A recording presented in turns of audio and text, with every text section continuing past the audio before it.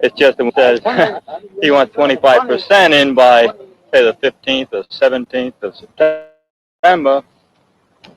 You can't push people. We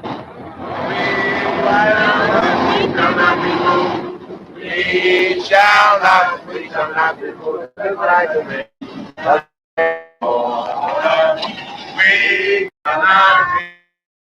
moved.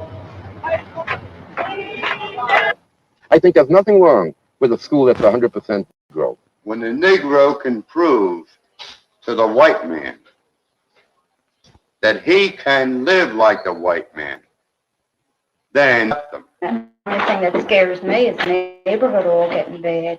And if we ever wanted to sell, naturally your house depreciates as soon as the color get in. If they move in, the next step we have to accept is intermarriage. We can be sociable with them in work. We can get along with them and joke with them. Sure. When we leave our job and close the door and then we're on our way home, we want them to go in their direction and we can go in ours.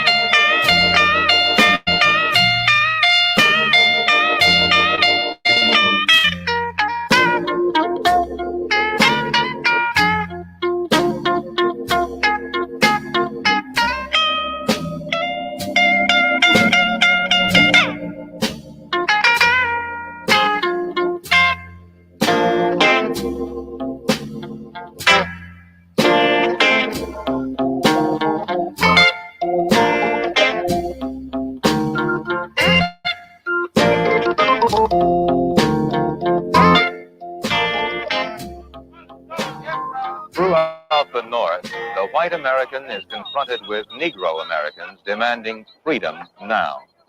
As you will see, he's confronted in Chicago, in St. Louis, in Fallcroft near Philadelphia, and in the New York suburb of Malvern.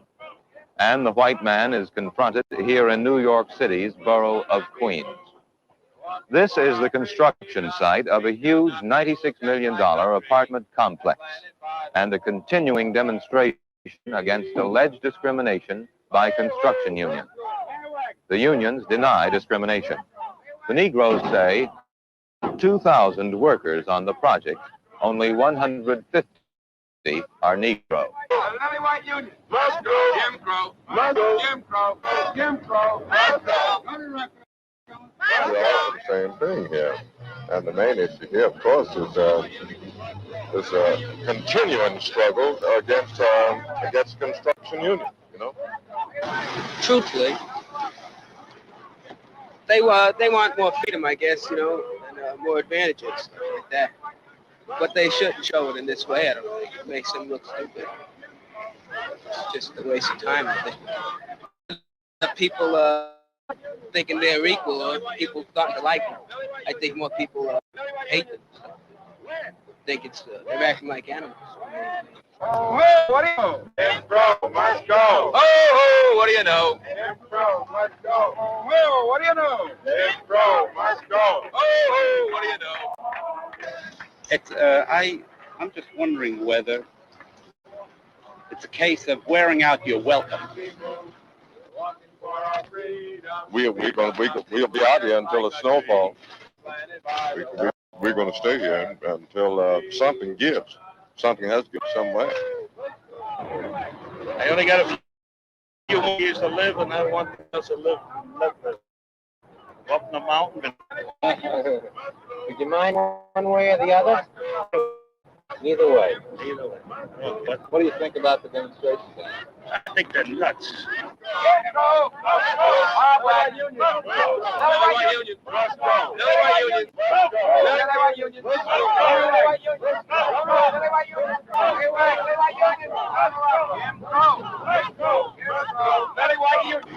Actually, they want to become president.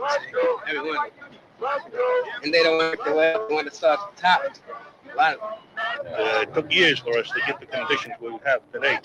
And then we have somebody to come over there and say, just push you on the side. He says, well,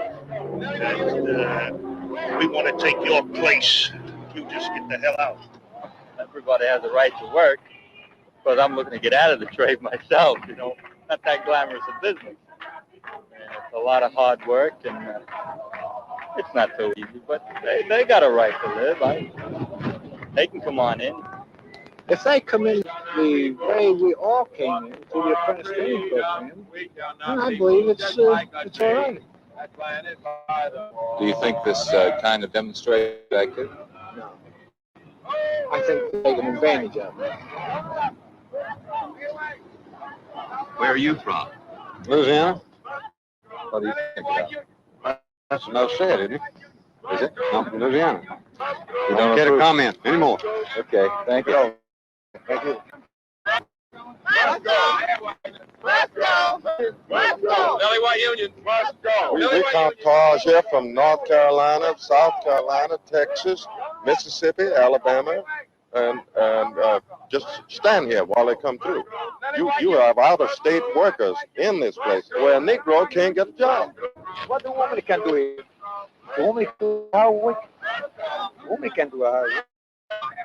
I'll tell you one thing, as far as the picketing is concerned, they seem to be able to, they are getting a few little results. They say we've been holding them down a long time, but see what, I never even thought about it. You know, like, who had time to worry about them? I was struggling myself. You know, it's tough for our side too, but it's hard work. It's not so easy. And I don't care. You know, he wants to hold them down. Local 28 sheet metal workers. I don't think fellas in my union are prejudiced. I think anybody is prejudiced. Demonstrations are a good way for them to get in. The way we pick it too. I mean, we pick when we want something, so it's only fair that they should pick it. Of course, lying in front of a truck, I think they did that back in 30s, so I really can't say too much about it. You know, we had our trouble too in Flint, Michigan. But, you know, everybody gets hot on this. Find you a job, Illinois too, in other words. But they just want a percentage. They want to work like anybody else. I hold nothing against them. I feel most of the fellas feel this way. We're a different stock today. We're not from the old school way, you know. hooray for me and the heck with you, more or less. Come on, give everybody an equal chance. I feel that way, my wife feels that way. I'm raising my kid that way. Well, I gotta go home. We shall not be moved like me, a man by more. We shall not be moved. We shall not be moved. We shall not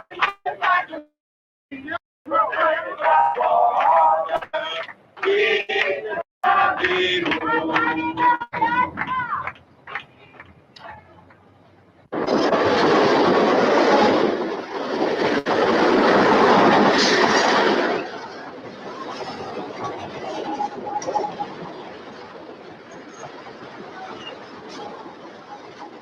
The train from Manhattan to Malvern, Long Island, a typical commuter train town.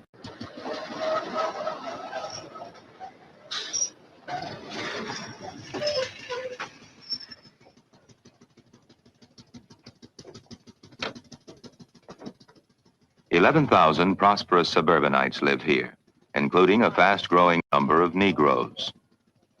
Until recently, none of Malvern's whites would have thought a controversy involving race was possible in their town. And then a new term, de facto segregation, took on real meaning.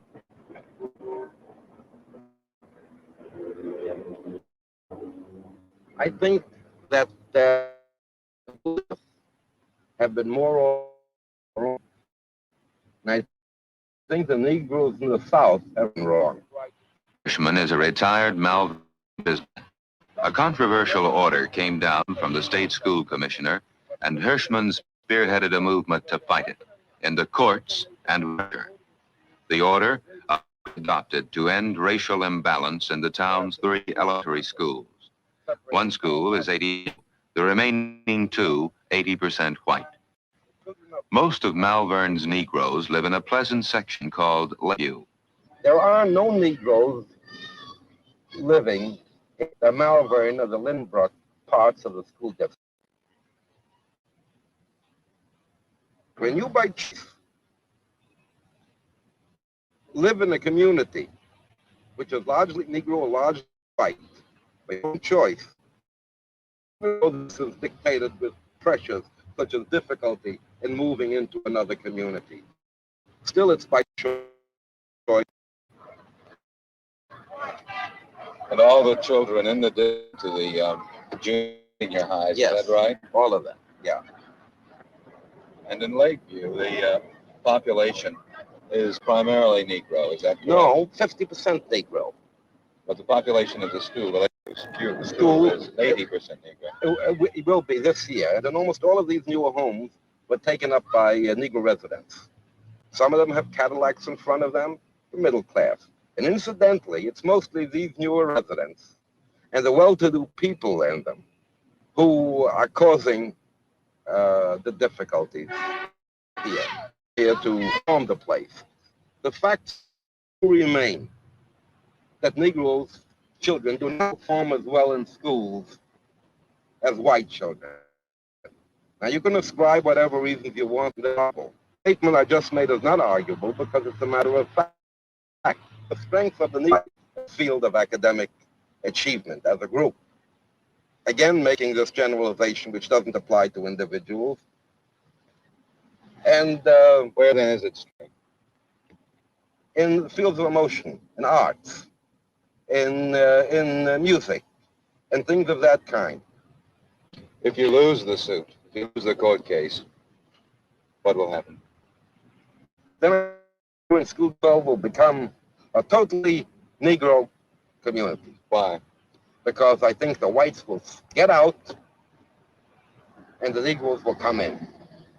If the conduct of the Negroes in the South foreshadows what the Negroes of the South will want, if they get an even break, then I say it's too bad for the country. Hirschman is called the father of the Taxpayers and Parents Association, TAP, called TAP. TAP obtained a court order stopping the state commissioner's plan from going into effect, and a group went to Albany to picket the commissioner's house. We all went up to Albany. We picketed at Albany. And I want to say one very interesting fact came out of this trip. Since that time, we found that there are a lot of housewives in this community who would rather picket than do housework. And we've had a real problem keeping them home in the homes. This group proposed the TAP Freedom Plan, which would allow any parent, Negro or white, to send his child to either of Malvern's 3 grammar schools. Each and every individual should have the right to decide for themselves which of the 3 elementary schools they feel is the most desirable for their children to attend. And they, and only they, should be able to make this decision.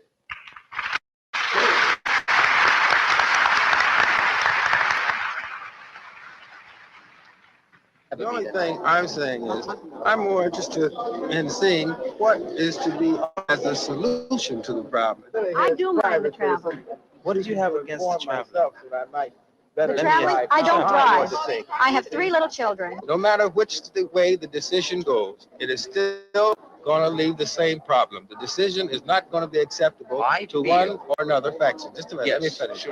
Some people who are in favor of the Princeton plan have made it known that it's it would be 3/4 of a mile away, but that isn't so, because we've clocked it directly from a door to the school, and it's 1 3/4 miles.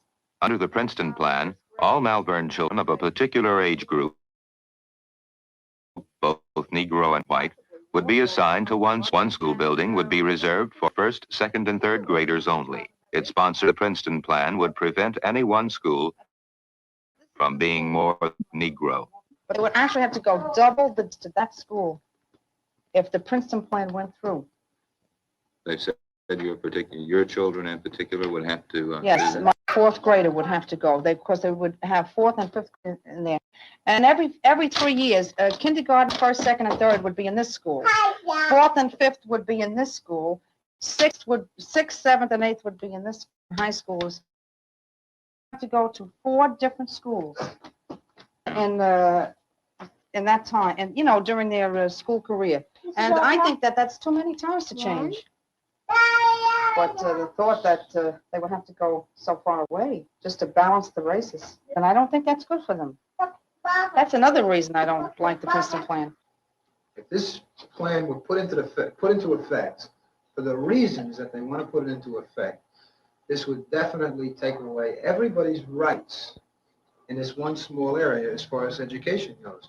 And then the next step is going to be telling people where they can live, housing, so on and so forth. It's got to come to that, because if the state education department is going to try to control racial balance in the schools, in the neighborhood schools, and if people all move out of a neighborhood, and let's say it becomes an all-white neighborhood, and Rockville Center becomes an all-Negro neighborhood, what are they going to do then? Merge school districts?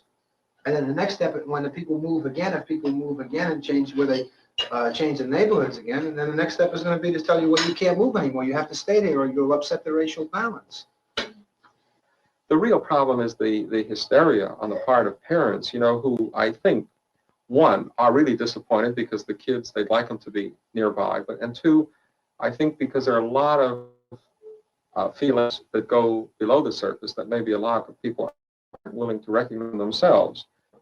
Rabbi Samuel Cheel thinks something should be done to balance the races in Malvern schools. Possible to get both sides together. We're currently working on this. Now, you see, it seems to me that in the North, nobody's against integration. Everybody's for integration, but not now, not here.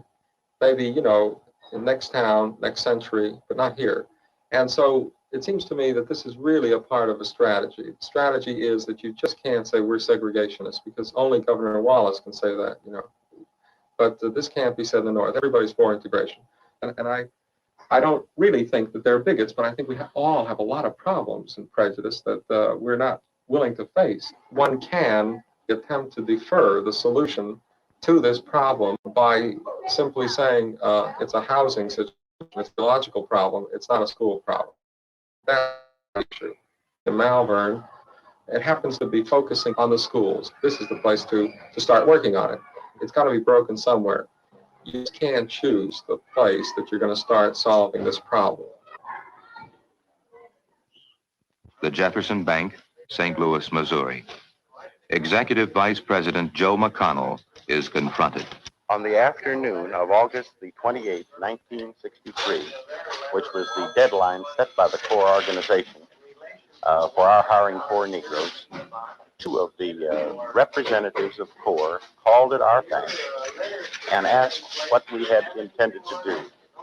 And I told them at that time that our position was clearly stated, that we would continue to follow a policy of non-discrimination in hiring of of all of our employees on a qualification basis if a need exists.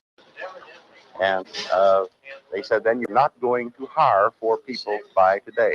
And we definitely said we would not do that. They said, well, then, if we would call off this demonstration, would you, on a preferential basis, hire 4 Negroes within the next 6 months? And I explained then that that is exactly what they were preaching against. That would be discrimination against the white employee, and we would certainly not agree to that.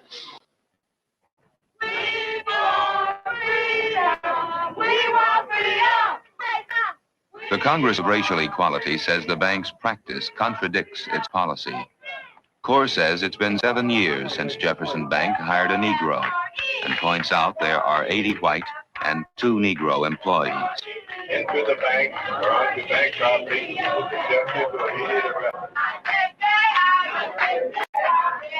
They ticketed for an hour, and then they blocked our doors, and then they entered our bank, singing, chanting, clapping, and obstructing our business. We were absolutely unable to do any business at the time. In spite of our statements to them that we would continue a non-discriminatory hiring policy.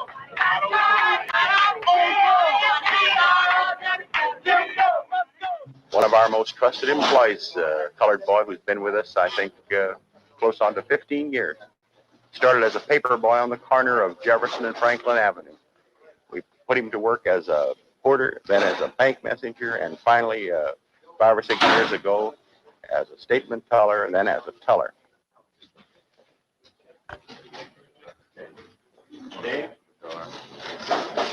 Dave, I want you to meet Mr. Page. Hello, how are you? I've been telling Mr. Page that you've been with us for, what, 15 years or 13 years? 13 years. Have they been pleasant years, Dave? Very pleasant. Well, that's what I was telling Mr. Page, and I was also telling him how you felt about the demonstrations here at the bank. Yes, sir. How do you feel? Well, I think they made a stupid move.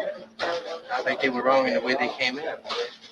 You don't demand anything. You should ask people and negotiate with them. That's the way I feel about it. And I think if they had came in the right manner and through due process, they would be given every consideration. But they didn't come that way. They came in with demands. That's right. And they came in and told us how many we had to hire by a given date, and that's what we presented. That's right. Regardless of what our needs were, regardless of what their qualifications were. Just to tell you, Mr. Page, I just love to have more people like you in this bank. And maybe as a result of the publicity given this thing, we'll be able to accomplish that someday. So, Mr. McCollum? Well, I hope so too, Dave. Thank you. Glad to mention it. Likewise, sir.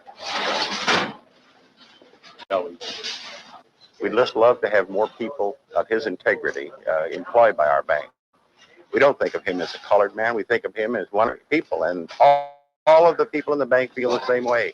And that's why we've been so desirous of having qualified Negroes apply here.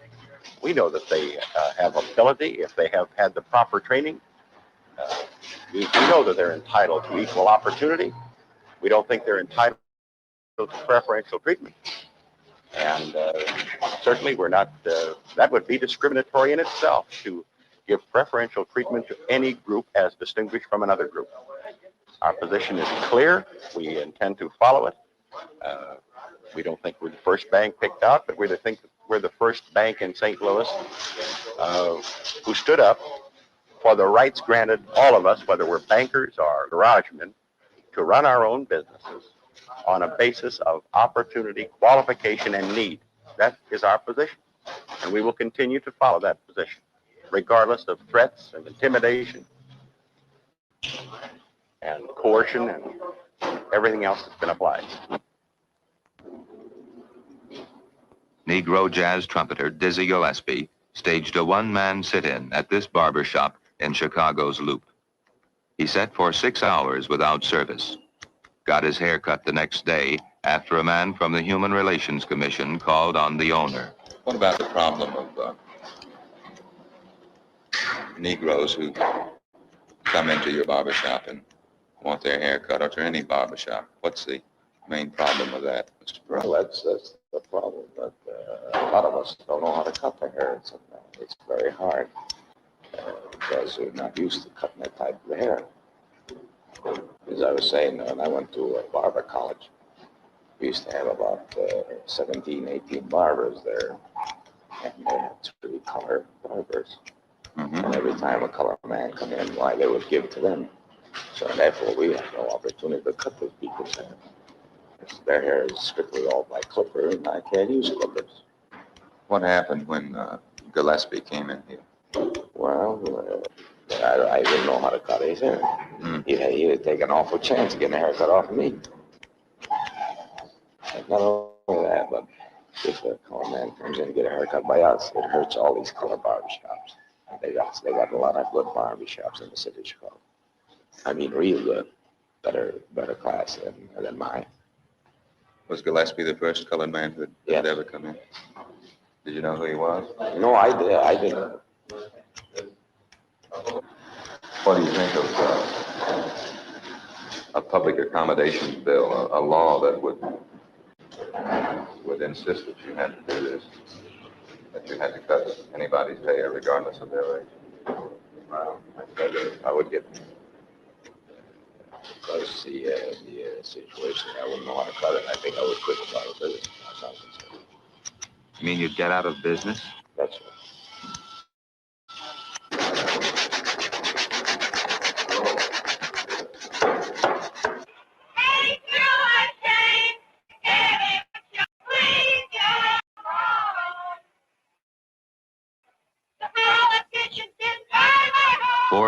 Whites march in Chicago's City Hall, opposing an open occupancy bill under consideration by the City Council.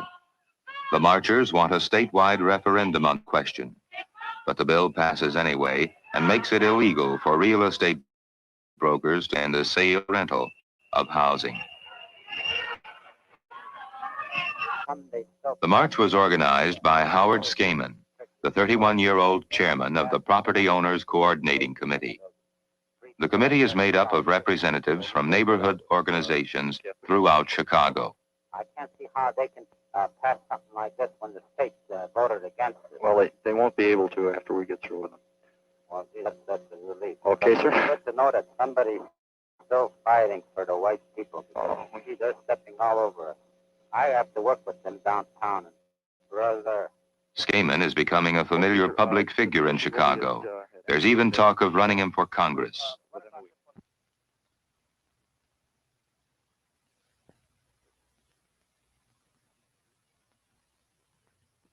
I'll go to anyone within a week. Within a week, yes, sir. All right, I'll get a few circulating. I'll get them signed by plenty of guys. Because all the employees that I talk with, white ones, I mean, they're against it.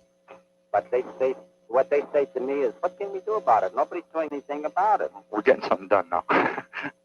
That's what I like to hear. Okay. Okay, sir. Thank you for calling. Goodbye now. Bye. Parking lot up for the apartment buildings that he owns on either side here. Skaman says he's against open occupancy laws on constitutional grounds, but he frankly admits no Negroes are wanted in South Lawndale. Well, why basically, though, do these people not want the Negroes to come in? Well, it's not a fear of Negroes per se. It's a definite anyone who would run down their neighborhood. Home is probably the most important thing to people of this basic ethnic background. These are primarily Bohemian, Polish people.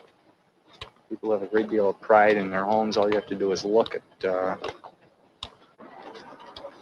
what we're coming up to here ahead of us is, while it's not typical of the community, it's certainly not the exception to the rule. Here's a man who has a parking lot. Check that over there. There's a group of the boys who are off to work this afternoon. 1.20, 4.20, 8.20, 9.20, 10. No jo, máme 37. 37 máme. Jo. Akorát jsme to vyhráli. Mr. Chairman? Odšli zpátky pro štíře. We have, these gentlemen are out from Boston, and they're here filming a report in Chicago. Basically, they're trying to understand why we don't want colored people to move into this neighborhood. How do you feel about it? No, sure. I don't want to be either. I'm clean and you know what they do all the time. And we don't want as long as we can hold it, so we hold it without it. They passed that law that you have to take colored people, huh? It's not passed yet. But we're still fighting them. That would do them any good anyway. Because if colored people come, then I can say $150 for the flat. Then he wait it. So the law doesn't mean much. The law don't stop us. That's why people don't put no more flats for them. They could have put it. Yeah, if current people come, they can say it's gone because he got in the window. But the $150, what they gonna do? They gotta walk away. They go to restaurants out here, nobody bothers them. That. But I don't believe you have the right to it. Sure. As long as we can keep it, so we keep it. Sell it or rent it to who you please, and not to what they tell you to rent it. Yeah.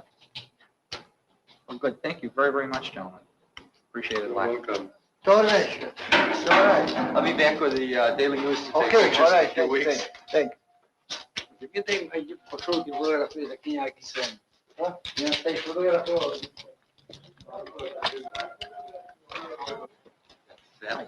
Well, let's go and take a look at the adjacent neighborhood. All right.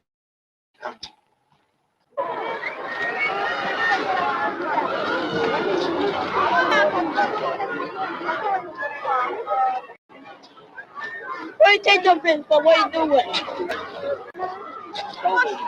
This is what our community doesn't want to happen. Well, you can go almost anywhere and find rundown neighborhoods like this one. But why would it be necessarily true that a neighborhood would be run down just because Negroes moved in? This isn't true at all. You take our Chatham section here, which is one of the very finest residential areas in the city, almost exclusively Negro. The property is extremely well maintained, beautifully kept up. It's a very, very desirable community to live in. My point is, these are our immediate neighbors here. And this is why you find so much resistance, not only in our community, but in all the immediate marginal areas to this community and others such as Woodlawn. In other words, your people feel that this is what would happen to their neighborhood. This is what would happen to their neighborhood. You feel that way too? I know it. If you think on the northwest side of the city of Chicago that you are going to be living in an all-white community indefinitely, you're mistaken. You are eventually going to live in an either integrated or inundated community. Now, I really envy you out here in the northwest side of the city of Chicago because you are very, very far removed from the real problems that exist. You don't have slums within a block or two of you. But if open occupancy bills are passed in the city of Chicago, it will directly affect you. We feel this bill is to be enforced will cause a mass exodus of the people who can afford to move from Chicago into the suburbs where they think they're protected. We feel that Chicago will become a mecca for all, let's face it, Negro immigrants from all over the entire country. It's very easy to get on the relief rolls here. Now, there are reasons for opposing open occupancy legislation on constitutional grounds. There is no one, or no legislative body, or no government which has the right to tell you who you should sell or rent your property to. The Supreme Court has not ruled on it, and they refuse to do so. Might be nice if we had a Supreme Court of our own for change. How do you feel about the clergy of Chicago? Well, I mean, telling us that it's more or less our moral obligation to accept integration and stuff. I mean, They all take the same moral position that social justice and equality for all people is the right thing to do. I believe in this. I support it, and I'm sure you do. But anytime the Catholic Church or whatever faith they belong to tells me I'm supposed to vote for bill number so-and-so, I'm going to tell them just where to go. Why do they want to go into a white neighborhood? They don't. I mean, the city of Chicago builds that beautiful housing. Have you ever been in it? Yeah. No, I haven't been, but before they occupy it, they are beautiful. It's going to come eventually. I'd say in 200 years, we're all going to be of one race. One race. And after all, the white people are a majority, not a minority. This we know. I mean, I wouldn't say whether I was or I am or against war, something of this sort. I'm not, like I say, I'm not against any color that's, they have a right to education, but as far as our rights, we should have a right to sell wherever we want. Would you want to live next door to a Negro? No. The Chicago Real Estate Board is fully backing Skaman's fight and published a leaflet called Forced Housing. The board's president is Percy E. Wegner. Well, in general, how do you feel about any legislation aimed at the broker that has the objective of open occupancy? We think that it is illegal, that you have no right to enact a law which has to do with the human rights and the property rights of individuals, and that it's a violation of both the 13th and the 14th Amendment, the Constitution and the Illinois Constitution. You purchase a property because you desire to live in a certain place. And you have therefore also the right to sell and to rent. That's a fundamental human right as well as a property right. And you take that away from a person, you are taking away from him his constitutional rights. I don't ask people to my house, in my home, on my property, that are not acceptable to me. Neither does anyone else. Many white men, I wouldn't have step across my threshold. Right? Would you? Do you allow everybody to come in your house? Do Negroes come into my house? Do Negroes come into my house? Do Chinese come into my house? Do I entertain them in my house? When I watch these videos, sometimes, guys, I feel like, let me just put this out here for my people to watch because it'd be so crazy to me. The things they say, a lot of the information that we're able to gain from listening to what they say too. Come on, you know, all the things that, that they say that is a lot of nonsense. And how we get to see how they took control of certain things and used certain things and moved things around and so on and so forth. It's a lot of nonsense, but I'm gonna play a little bit more. Just drop the link in the chat so you guys can go ahead and watch this later if you want to. I'll probably do another 5 minutes or so. Just wanted to put y'all on to some more nonsense. Y'all know how I do. I want you to see the BS, but yeah.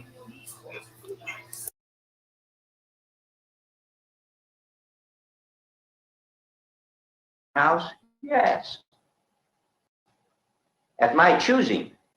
See, the same as they accept me in their home.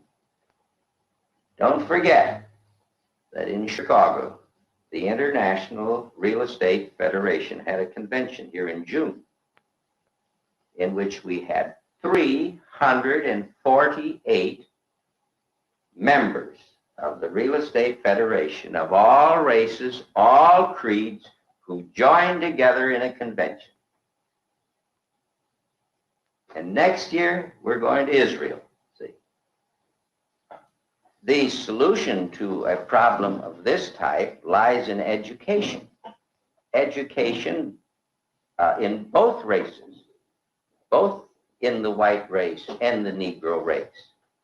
Whether over the course of time there will be integration to the acceptance of all peoples by each other is something that I don't believe any man could foretell. People don't accept each other per se. You have your own friends. You have your own people that you choose to live with.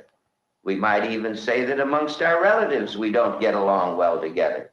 So to expect that by law you can make like a social change of this type is pretty far seen and far reaching. There are 1,500 row houses in Delmar Village, a 7-year-old housing development in Fallcroft, Pennsylvania. Homes in this Philadelphia suburb sell for $10,000 to $11,000, and the people of Fallcroft call them their dream houses. Most of Fallcroft work in the technical labor field. They make $5,000 and $8,500 a year. Until recently, it was all white. Horace Baker, his wife, and little girl moved in.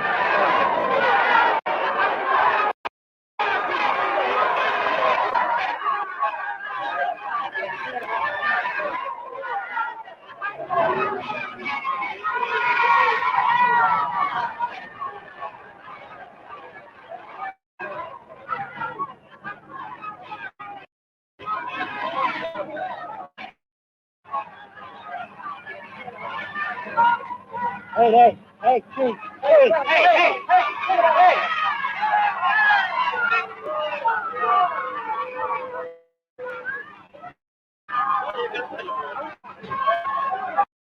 Okay.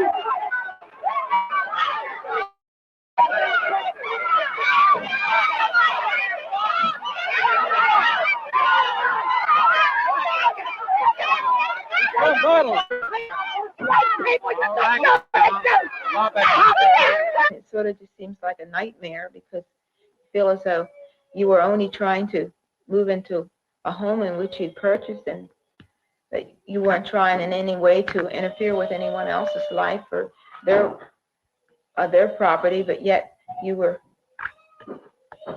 And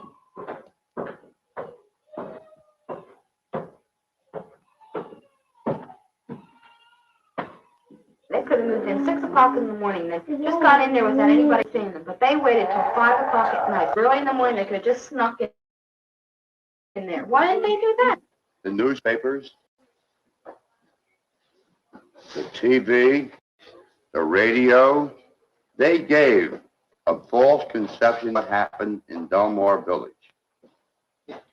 Tonight at 7:05 on WIBG, they had a program called World in Perspective, which was called Disgrace of Delmar Village. Now, the people in this village and the people of Fallcross do not feel that this is right. The newspapers, the television, and the radio have not seen our side of it. I think they're getting paid to move in. I think they're getting paid to move in. Any color that moves into this area, I'm sure, is only coming in here for one reason. That's to bust the neighborhood down, discourage the white person, stop the whites from moving into the area, and hope that it'll be converted to a Negro integrated development. Aside from being forced integration, it's forced legislation. Well, what I can't understand is that this is the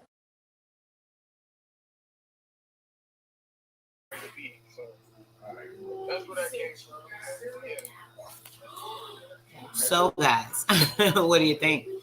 Completely crazy. You guys can go check that out. And yeah, I'll catch you on the next live. The information was astounding. A lot of it we know, but it really shows you nothing has changed in all these years. Like, it's pretty much the same. So until we make a change, nothing will change. Nothing will change until we make the change.